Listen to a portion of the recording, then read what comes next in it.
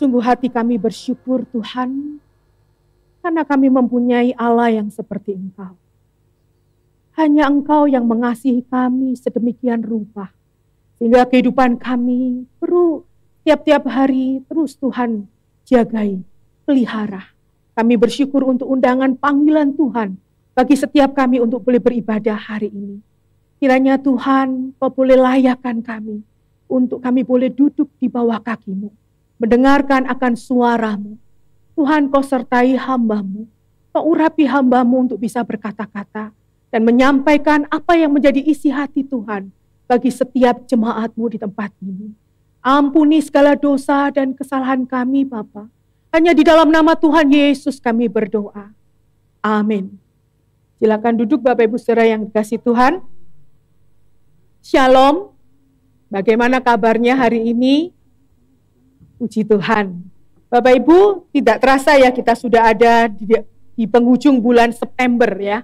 Kata orang bulan September adalah bulan ceria ya. Coba beri senyum kiri kanan Bapak Ibu. Nah, mengenal enggak kiri kanannya? Ya, bersyukur kalau pagi hari ini kita masih diberi kesempatan Tuhan untuk boleh ada di rumahnya. Saudaraku, dalam bulan ini kita sudah belajar banyak tentang kitab Amsal. Dengan hikmatnya menolong kita untuk kita boleh melakukan kebenaran prinsip firman Tuhan itu secara praktikal di dalam kehidupan kita sehari-hari. Hari ini kita akan membahas akan kitab Amsal yang terakhir, yaitu Amsal pasal yang keempat, ayat yang ke-20 hingga ayat yang ke-27. Amsal pasal 4, mari kita buka firman Tuhan di dalam kitab Amsal pasal 4 ayat 20 hingga yang ke-27.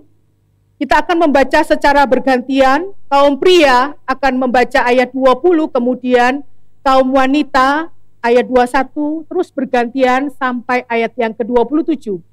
Amsal 4 ayat yang ke-20 hingga 27. 2, 3.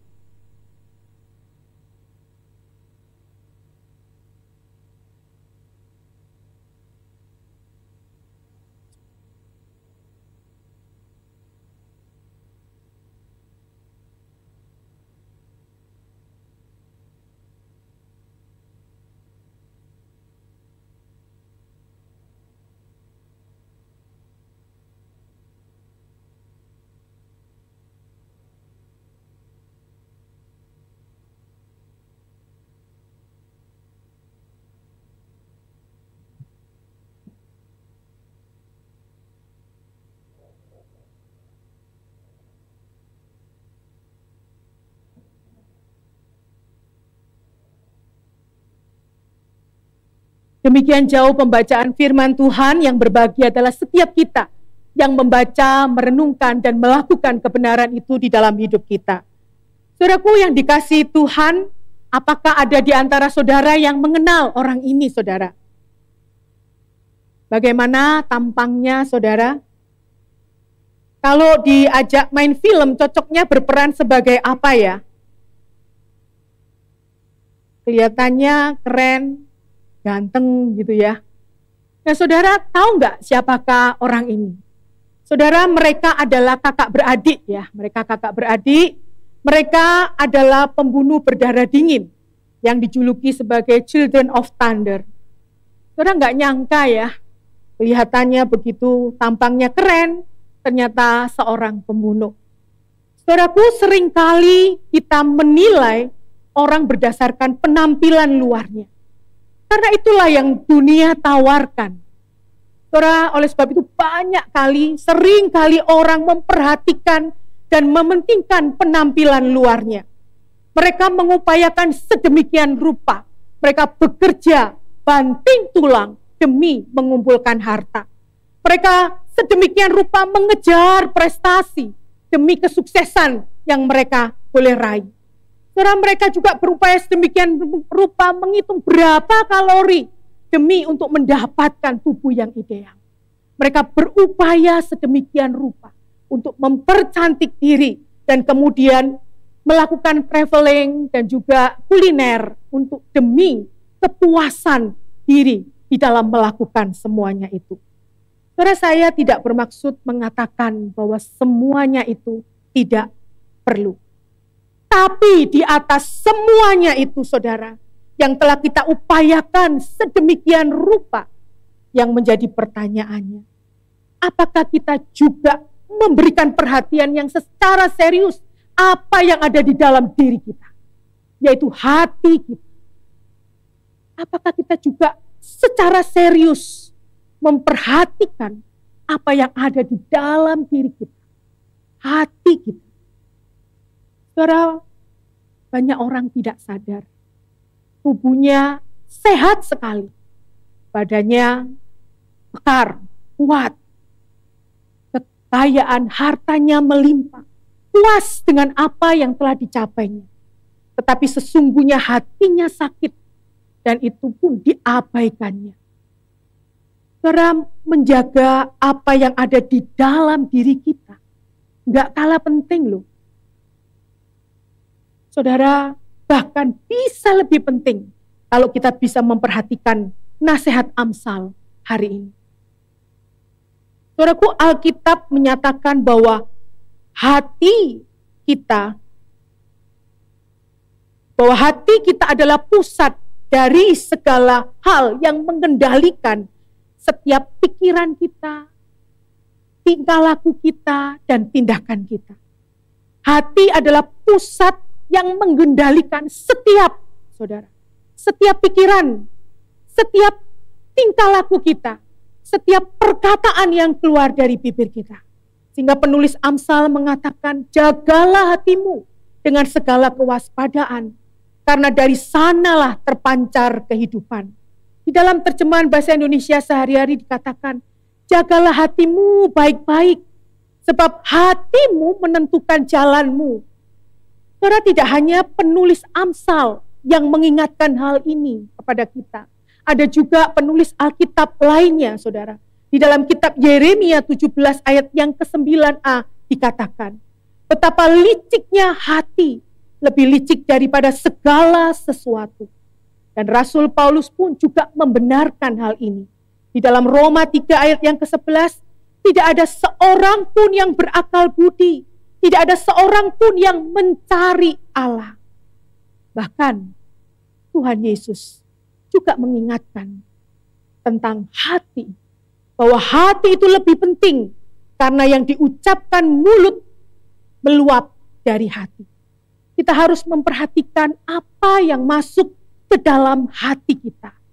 Seperti yang dituliskan dalam Matius 12 ayat 34b hingga yang 35 dikatakan, bagaimanakah kamu dapat mengucapkan hal-hal yang baik, sedangkan kamu sendiri jahat?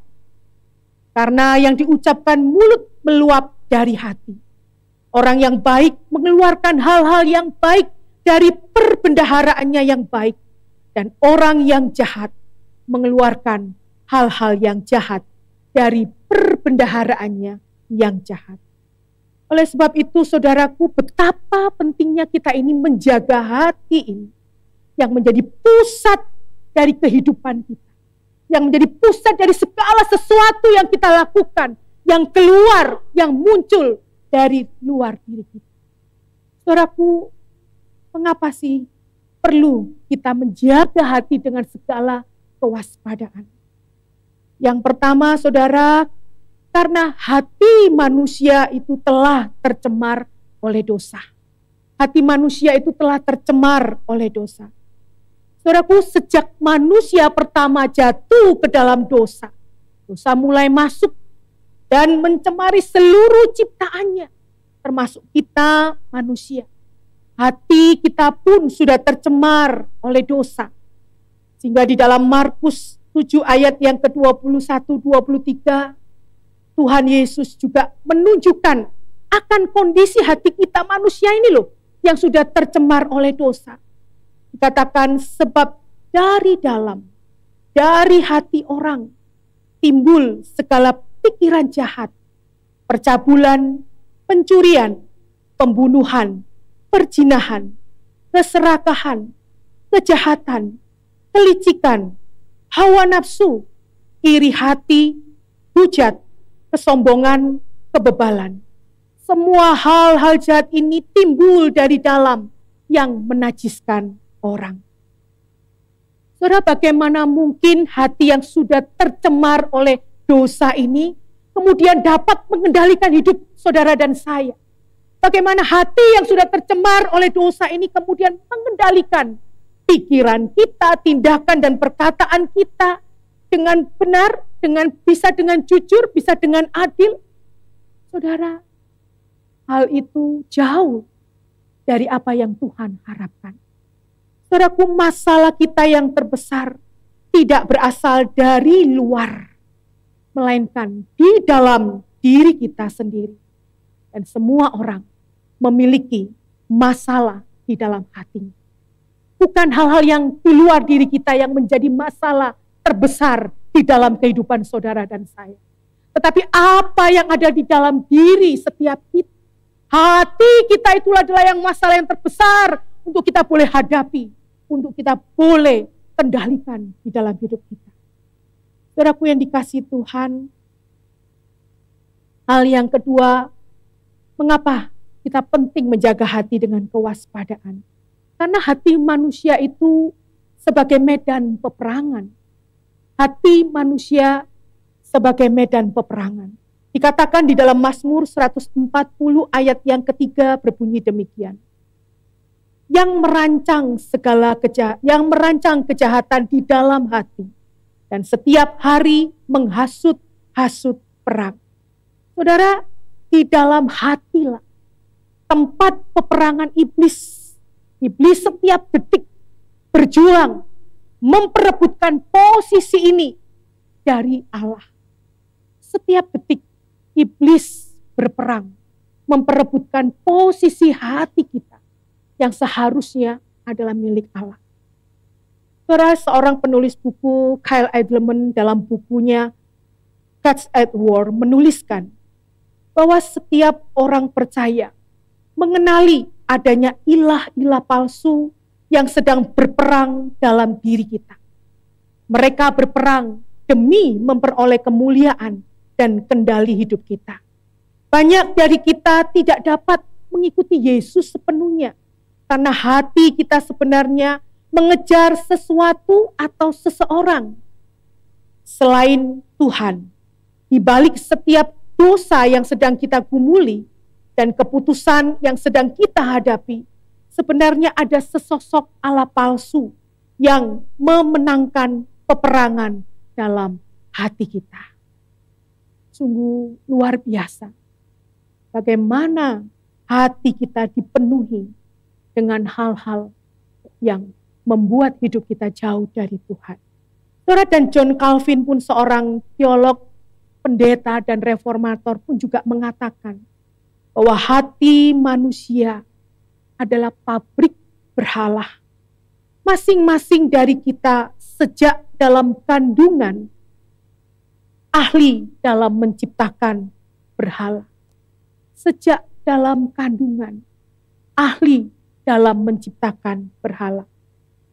Saudaraku, yang dimaksud berhala di sini bukanlah patung yang besar. Bukan berupa patung yang gede yang kemudian kita terlihat dan kita pun menyembah kepadanya. Tetapi saudara, yang dimaksud dengan berhala di sini yaitu mengasihi melebihi kasih kita kepada Tuhan. Mengasihi lebih kasih kita kepada Tuhan. Kita mengasihi secara berlebihan selain Tuhan di dalam kehidupan kita. Maka dikatakan hati manusia itu pabrik berhala. Saudara, kita tahu bahwa manusia itu tidak memberhalakan yang jelek-jelek, ya. Berhalanya itu baik-baik, yaitu anak, orang tua, pasangan, hobi, prestasi, pelayanan, kenyamanan, dan sebagainya. Itu yang diberhalakan di dalam kehidupan kita tanpa sadar atau tidak kita sadari. Saudara, mulai dari bangun pagi sudah terjadi pertempuran di dalam hati kita. Sebagai contoh, di hari Minggu nih, ketika sudah bangun, kita mulai berpikir, ke gereja atau tidak ya? Saudara, siapapun yang menang, begitu kita memutuskan untuk enggak ke gereja, saudara. Kemudian secara langsung tubuh kita ini sudah melaksanakan. Dan perasaan kita pun juga pasti membenarkan. Pasti ada aja alasannya untuk membenarkan kalau kita enggak ke gereja. Ya, badan terasa capek lah. Kan nanti ada acara Mas Ian, mau jagong. Kan minggu depan loh masih ada kebaktian. Terus gak usah ke gereja. Jadi membenarkan. Ya. Saya bersyukur tadi sebelum masuk KU2 ada jemaat yang mengatakan bangun kesiangan, ikut KU2. Ya. Jadi menang itu pertempurannya hari ini ya. Ya berjuang untuk boleh datang ke rumah Tuhan. Saudaraku, atau mungkin kita akan memutuskan antara memaafkan atau membalas dendam kepada orang yang memfitnah kita. Kita memutuskan untuk memaafkan. Tuhan pasti memberikan kemampuan pada kita untuk dapat memaafkan. Sekalipun itu berat dalam hati kita. Sekalipun orang itu masih tetap memusuhi kita, menyerang kita.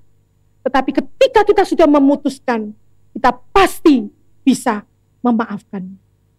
Saudara, ketika kita memutuskan akan membalas dendam kepada orang itu, dan kemudian tubuh ini melaksanakan, kemudian perasaan pun membenarkan. Rasain lu ya. Kalau tidak tahu jangan ngomong sembarangan ya. Saudara, perasaan kita senang seolah-olah apa yang kita lakukan pun langsung katakan benar ya. Kita berlogika, emang seharusnya lah dia itu mendapatkan makian. Karena terus dia itu tidak pernah berhenti untuk ngomongin orang dan sebagainya. Saudara, saya nggak tahu pertempuran apa yang sampai hari ini saudara hadapi di dalam hati saudara. Pagi hari ini pun, saya pun bertempur di dalam hati saya.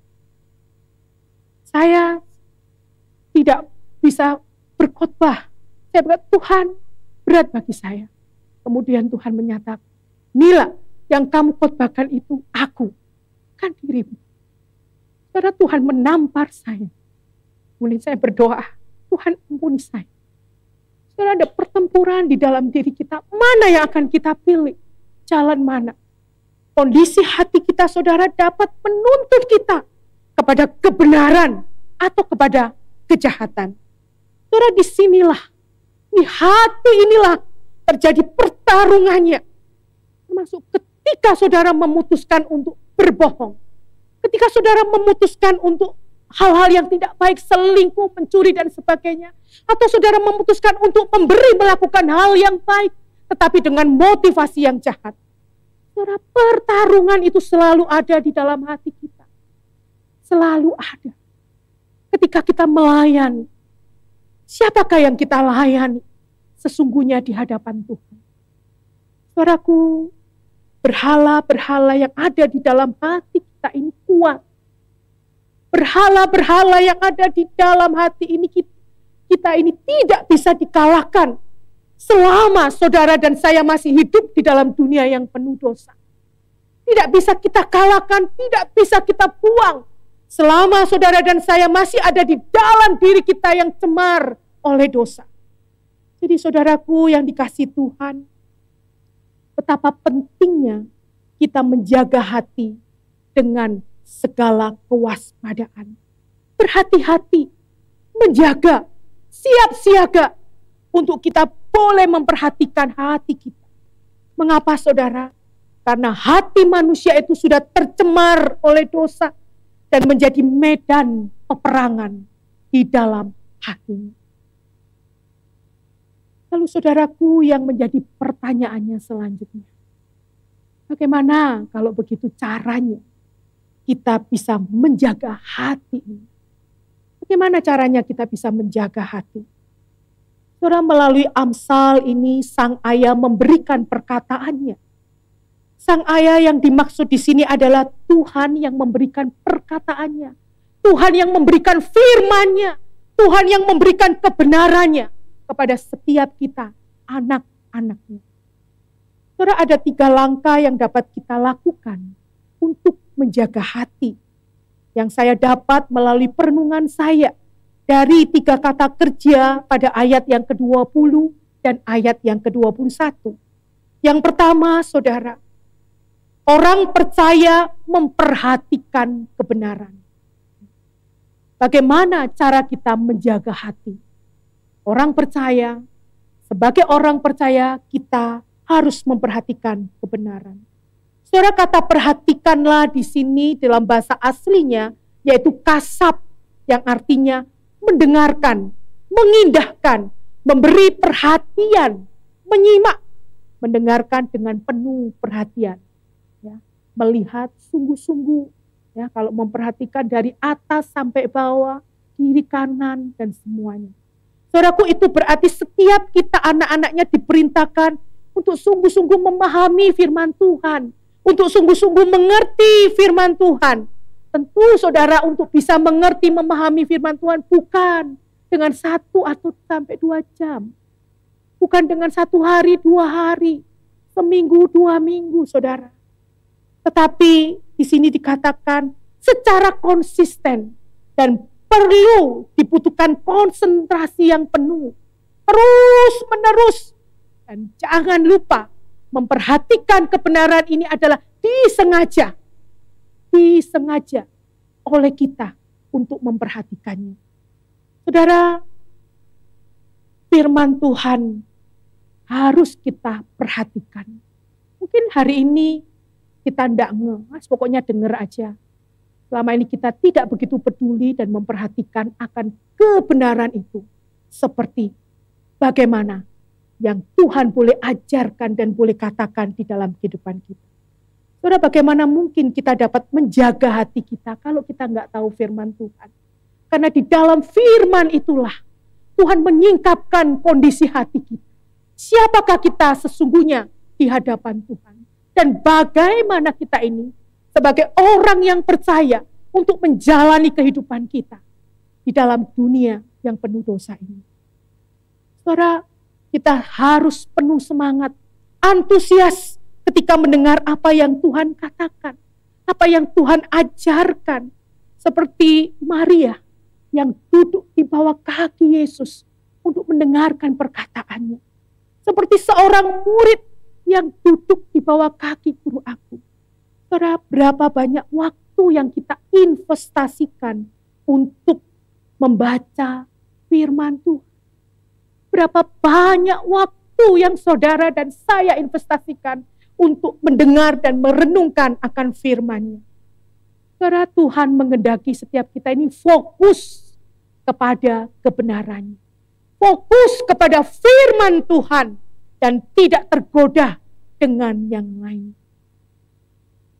Saudara, kalau melihat kuda ditunggang, ya, selalu ada tamengnya di matanya. Supaya apa? Kuda itu fokus jalannya. Coba kalau enggak, dia kesana nabrak ke sini saudara, dan saya ditabrak kalau ada di sekitarnya. Nah saudara, Tuhan mau kita ini fokus, memperhatikan dengan sungguh-sungguh, menyimak kebenarannya dengan sungguh-sungguh. Saudara, kalau di gereja kita tergoda dengan HP, ya. Kalau di gereja kita tergoda dengan pikiran kita, aduh, belum masak nasi ini lagi. Waduh, nanti ada tamu jam janjian sekian, jam sekian gitu ya. Atau kita diajak ngobrol oleh orang yang di sebelah kita. Kalau di rumah saudara, makin banyak alasannya. Tidak bisa bu, sibuk gitu ya. Tidak bisa baca Alkitab, tidak bisa merenungkan ya. Mendengarkan aja tinggal nyetek di Alkitab suara juga nggak bisa, nggak ada waktu gitu ya. Saudaraku yang dikasihi Tuhan, alasan kita itu lebih luas dari alas yang ada di dunia ini. Saudara, Tuhan akan memberikan kasih karunia-Nya bagi setiap orang yang memberikan hidupnya, yang menginvestasikan dirinya kepada kebenaran.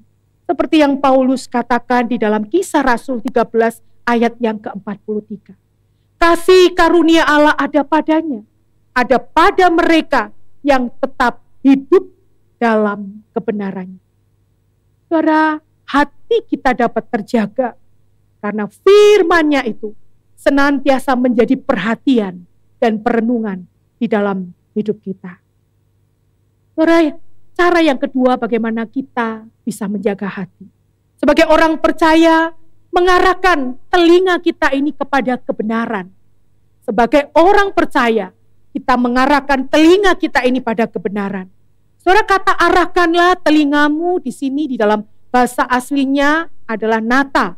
Artinya mencondongkan, membungkukkan, melebarkan. Saudara, ketika kita mengarahkan telinga kita pada firman itu, bukan berarti sekedar baca, bukan berarti sekedar untuk memahami, hanya untuk tahu isi Alkitab, isi firman itu. Sejarahnya, tokoh-tokohnya, ceritanya, ya udah, cuma begitu aja, saudara. Saudara, tetapi di sini kita diminta untuk boleh mencondongkan hati kita kepada firman itu. Dan juga membungkukkan hati kita ini ke dalam firman itu. Dan juga terus melebarkan, mengembangkan firman itu di dalam kehidupan saudara dan saya. Saudara, ketika kita mengarahkan hati kita kepada firman, kita akan merasakan satu hal yang luar biasa yang Tuhan boleh kerjakan melalui firman-Nya di dalam kehidupan saudara dan saya. Saudara, karena ada banyak orang Kristen yang membaca Alkitab itu hanya sebatas membaca untuk pengetahuan saja. Tidak sampai menembus di dalam hatinya. Tidak ada kerendahan hati untuk mau tunduk dan taat melakukan firman-Nya. Menenggelamkan hidupnya di dalam firman itu. Dan makanya tidak heran hidupnya tidak memberikan dampak apa-apa bagi orang-orang dari sekitarnya. Malah sebaliknya. Loh, dia itu Kristen loh, kok begitu ya. Nah, saudara, Tuhan menginginkan setiap kita untuk boleh mengarahkan telinga kita kepada kebenarannya. Mencondongkan hati kita, menenggelamkan dengan kerendahan hati, tunduk, taat. Seperti saudara menyelam di kolam renang, kemudian basah dari ujung rambut sampai ujung kaki. Firman itu menguasai kehidupan saudara dan saya. Saudaraku yang dikasihi Tuhan, saya nggak tahu dalam perjalanan hidup saya mulai kapan ya sejak Tuhan terus memproses hidup saya. Saya tidak pernah mudah atau keluar kata-kata yang kotor. Nggak bisa saudara untuk keluarkan makian atau kata-kata yang ada seluruh tubuh dipakai atau binatang dipakai. Itu otomatis saudara tidak akan bisa keluar di dalam mulut kita. Karena hati ini ditenggelamkan, dibendung, dikuasai. Bukan berarti gak ada dorongan. Ada saudara. Tapi siapa yang harus kita pilih, yang harus kita lakukan sesuai kehendak yang mana. Karena kondisi hati kita ini menuntun kita pada hal yang benar atau hal yang jahat. Saudara, Tuhan mau kita ini mencondongkan dan membungkukkan hati kita kepada firman Tuhan itu untuk menjadikan yang utama di dalam kehidupan kita sehari-hari. Firman itu kemudian berbicara, mendorong, menggerakkan kita untuk kita boleh melakukan dan membagikan kepada orang-orang di sekitar kita di dalam kehidupan kita sehari-hari. Ada tindakan aktif di dalam diri kita. Saudara, kalau kita baca di dalam Alkitab kisah-kisah Tuhan Yesus menyembuhkan orang, Tuhan Yesus memberikan jamahan kepada orang, sehingga orang itu merasakan, mendapatkan berkat, dipulihkan dan sebagainya. Apa saudara yang dilakukan? Mereka begitu bersukacita, mereka begitu berkirang memuji Tuhan dan kemudian menceritakan, membagikan akan kebesaran Tuhan, akan kuasa Tuhan yang telah menjamah hatinya. Saudara, ada satu tindakan aktif di dalam diri kita untuk menyatakan kemuliaan Tuhan itu. Karena itu yang Tuhan inginkan di dalam kehidupan saudara dan saya. Untuk menyatakan iman kita, kesaksian kita sebagai wujud manifestasi dari hati kita yang sudah diubahkan oleh Tuhan dan oleh firman-Nya. Seperti yang dikatakan di dalam Yakobus 2 ayat 26. Sebab seperti tubuh tanpa roh adalah mati, demikian jugalah iman tanpa perbuatan adalah mati. Saudaraku, hidup kita menjadi lebih hidup bukan karena harta kita yang melimpah. Tetapi saudara, karena Tuhan memakai saudara dan saya untuk melakukan firman-Nya dan untuk menjadi berkat. hidup kita menjadi lebih hidup. Kalau tidak percaya, lakukan saudara. Mari kita bagikan. Mari kita boleh melakukan firman itu di dalam kehidupan kita. Kepada orang-orang yang boleh Tuhan percayakan untuk kita boleh bagikan kebenarannya. Saudara, hati kita dapat terjaga karena firman-Nya itu menjadi yang terutama untuk kita lakukan dan bagikan hari lepas hari. Ya. Kita membagikan firman Tuhan tidak hanya fokus kepada materi, tetapi kita bisa bertanya kepada saudara kita, teman kita, jemaat kiri kanan, doa, apa yang mau didoakan, gimana kabarnya. Saudara, banyak cara yang Tuhan bisa pakai untuk kita boleh membagikan dan juga untuk melakukan akan firman-Nya. Saudaraku, yang ketiga, cara yang ketiga bagaimana kita bisa menjaga hati kita. Orang percaya harus menyimpan kebenaran itu di dalam hatinya. Sebagai orang percaya kita harus menyimpan kebenaran itu di dalam hatinya. Saudara, kita tidak berhenti sampai pada, oh ya udah, aku sudah paham kisah ini. Aku sudah tahu firman Tuhan, aku sudah tahu ayat ini di sini, dan kemudian kita bisa melakukannya saat itu, dan kemudian ya sudah, wes lupa, nggak tahu lagi, gitu ya. Tapi di sini dikatakan kita harus menyimpan kebenaran itu di dalam lubuk hati kita. Saudara, kata simpanlah di sini di dalam bahasa aslinya yaitu samar, yang artinya menjaga, ya, melindungi, menyelamatkan nyawa. Saudaraku, sesuatu yang berharga yang kita miliki, sesuatu yang bernilai yang kita miliki, tentu saudara kita tidak bisa letakkan sembarangan. Coba HP kita taruh di depan jalan raya, kan tidak mungkin saudara ya. Pasti kita letakkan barang yang bernilai berharga itu di tempat yang aman, di tempat yang safe bagi kita, sehingga orang tidak bisa mengambilnya, orang tidak bisa melihatnya dan sebagainya. Saudara, terlebih lagi firman Tuhan ini lebih bernilai, lebih berharga dari apa segala sesuatu yang ada di dalam dunia ini. Oleh sebab itu kita harus menyimpannya di mana? Di tempat yang tepat. Ya. Kita harus menyimpan firman ini di tempat yang tepat, bukan sekedar menyimpan dan kemudian dibiarkan begitu saja. Di tempat yang tepat, yang menjadi pusat di dalam kehidupan saudara dan saya. Saudara, firman Tuhan yang sudah kita simpan tidak kita biarkan begitu saja. Tetapi firman ini kita pegang dengan teguh. Firman ini kita pegang dengan erat-erat. Tidak akan kita lepaskan. Tidak akan kita buang. Karena hati kita senantiasa berpaut kepadanya. Saudaraku, sempat tadi waktu saya terbayang ketika kita berpegang teguh. Ya, seperti kita naik bus atau naik angkot ya. Kita dapat goncangan, banyak hal yang terjadi. Tapi ketika kita berpegang dengan pegangan yang sudah disediakan, saudara tidak akan jatuh. Ya. Mengikuti apa yang kita pegang ini kan mengikuti. Begitu juga dengan firman Tuhan. Ya. Dalam kondisi apapun, pegang firman Tuhan akan mengikuti hidup saudara. Dalam keadaan apapun dia akan menuntun. Tidak akan tergeletak. Karena itu janji kebenarannya. Saudaraku, firman itu menjadi pegangan bagi kita untuk masa-masa yang akan datang. Yang sesungguhnya saudara dan saya tidak tahu apa yang akan terjadi di dalam hidup kita, keluarga kita. Apa yang akan terjadi ke depan, 1 menit ke depan kita tidak ada yang tahu.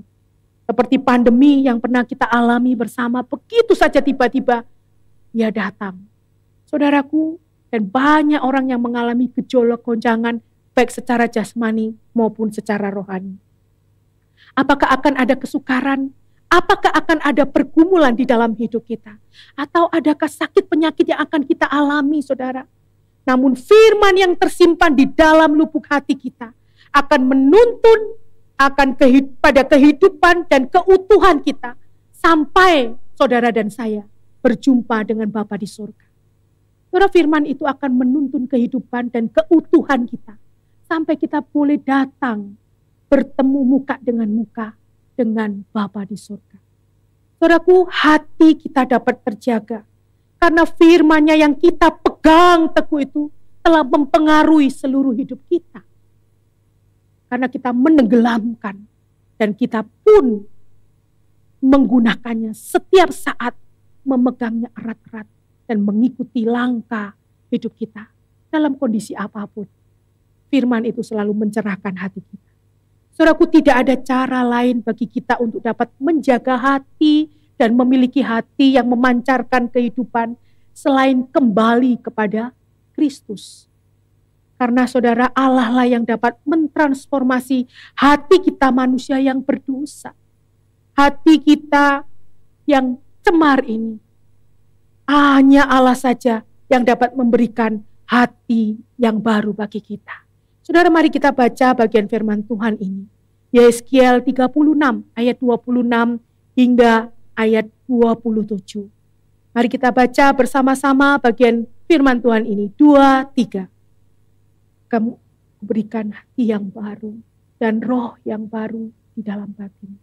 Dan aku akan menjauhkan dari tubuhmu hati yang dan kuberikan kepadamu hati yang taat. Rohku akan kuberikan diam di dalam batinmu. Dan aku akan membuat kamu hidup menurut segala ketetapanku. Dan tetap berpegang pada peraturan-peraturanku dan melakukannya. Saudaraku, menjaga hati tidaklah mudah. Akan ada banyak hal yang membuat kita ini, hati kita ini bisa kita berikan kepada seseorang atau kepada jalan yang dunia tawarkan di dalam hidup kita.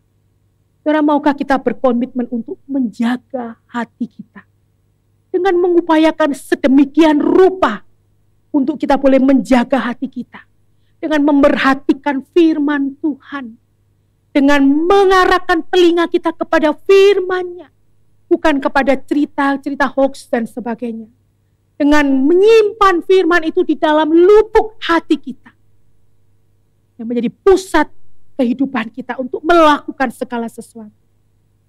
Saudara, Daud adalah seorang yang bergaul karib dengan Tuhan, namun hatinya tidak selalu bersih. Daud membutuhkan Tuhan untuk memimpin hatinya dan memperbarui hatinya tiap-tiap waktu. Daud minta kepada Tuhan, pimpin hatiku, barui hatiku senantiasa, untuk aku boleh menjadi indah di hadapan-Mu. Saudara, mari kita mohon belas kasih dan kemurahan Tuhan untuk terus mentahirkan hati kita, memperbarui hati kita dengan roh-Nya yang teguh.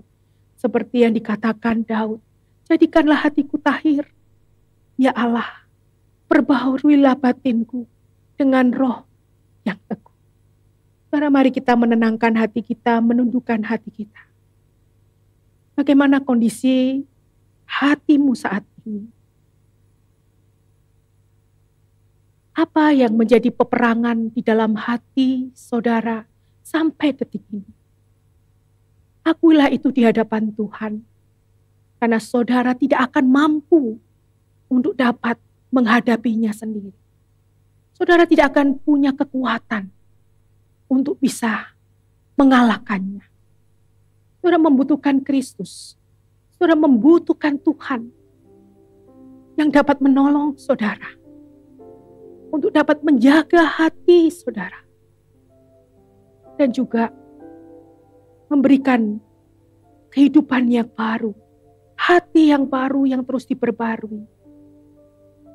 Tetaplah berserah dan waspada. Hidupi kehidupan yang baru dengan penuh pertobatan. Mari saudara, saat ini kita akan menaikkan pujian, ubah hatiku seputih salju. Ubah hatiku seperti dirimu Tuhan. Engkau penjunan, aku tanah liat. Bentuklah aku, jadikan aku indah di hadapan-Mu. Seputih salju, ubah hatiku seperti dirimu.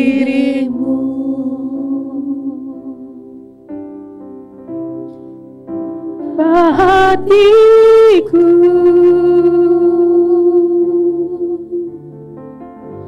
seputih salju,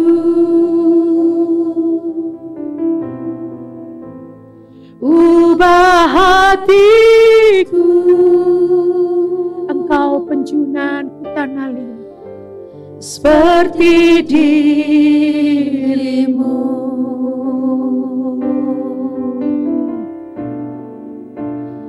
Engkau penjunan hutan alim. Bentuklah hati kami Tuhan, sesuai dengan apa yang Kau inginkan di dalam setiap langkah kehidupan kami.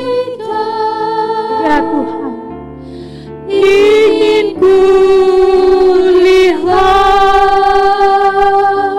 Bukalah hati saudara, katakan kepada Tuhan, ubah hatiku Tuhan, ubahkan hatiku, jagai hatiku, mampukan aku untuk terus dapat menjaga akan hati yang Tuhan berikan di dalam hidup.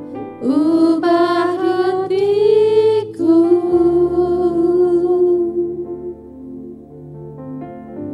seperti dirimu.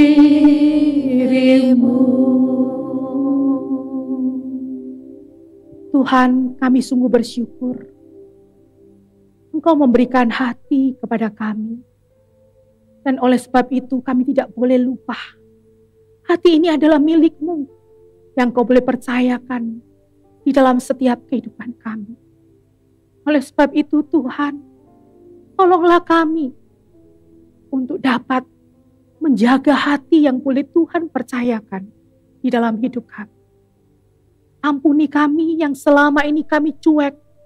Kami tidak mempedulikan kondisi hati kami yang cemar dengan dosa, yang banyak pertempuran dan pertarungan di dalamnya.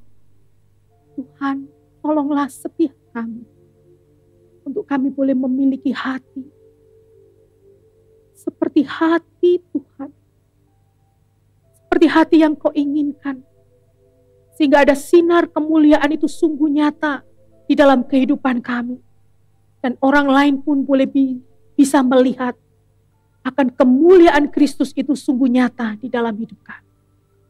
Tolonglah kami Tuhan ketika hati kami menjauh daripada-Mu. Tariklah kami kembali. Bawalah kami mendekat kepada-Mu.